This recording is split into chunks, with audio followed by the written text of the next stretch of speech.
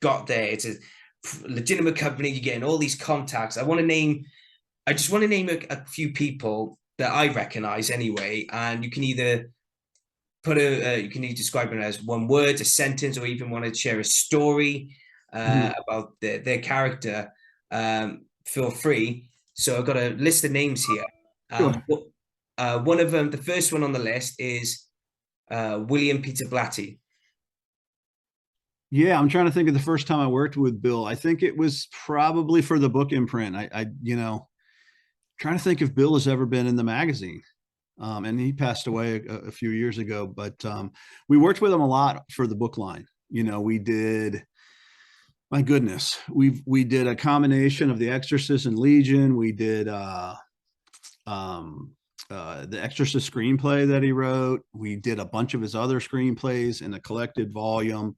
Um, as far as insight, he was just extremely open and friendly. Old school, obviously, came from a different era. Had great stories.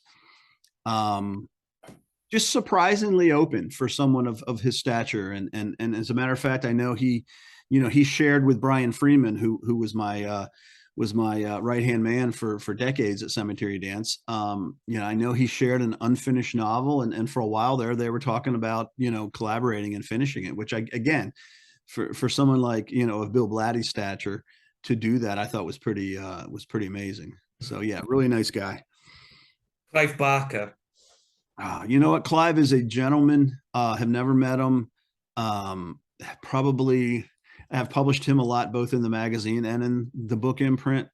Um, Spectacularly intelligent and charismatic.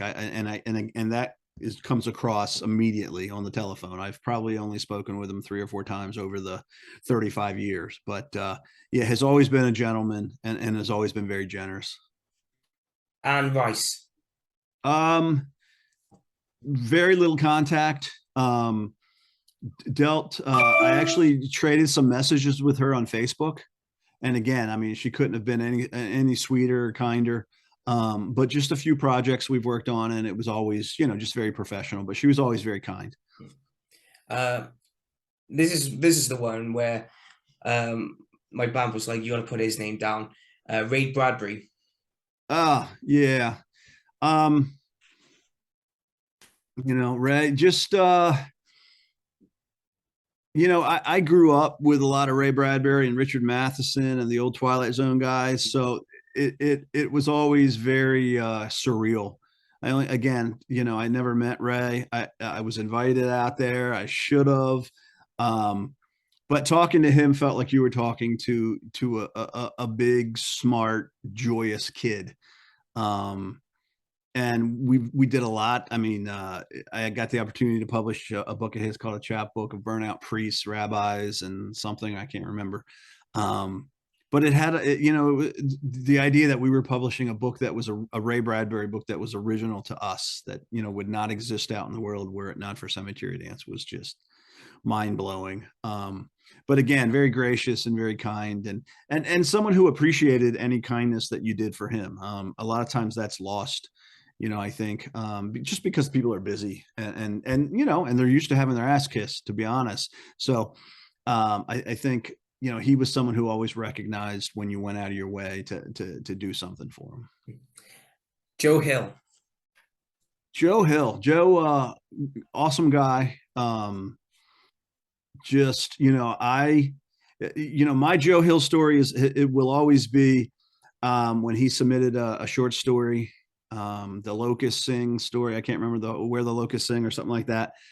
And I read it sitting at my desk at Cemetery Dance, and I read Joe Hill, and I walked right out of my office up to Brian Freeman's desk, and I said, "Look at this."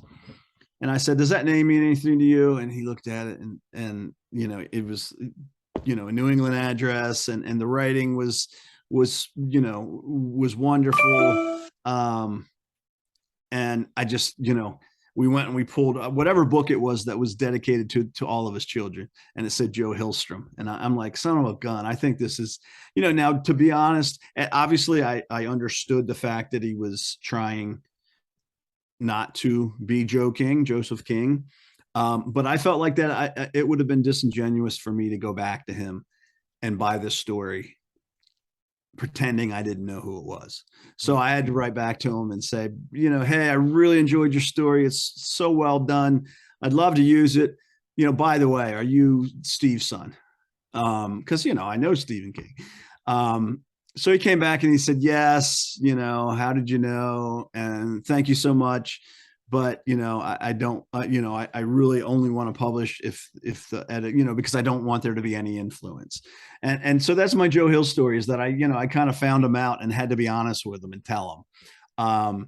And what was, the part two of that story is I recommended him to Pete Crowther over in England for his publishing company. And I am in Los Angeles with my screenwriting partner, and we're just coming out of a screening of something. I cannot remember what it was, but I just remember, I come out and blinking. We're going to go to this little food stand across the street and grab a bite. And my phone rings and I pick it up, and it's Joe.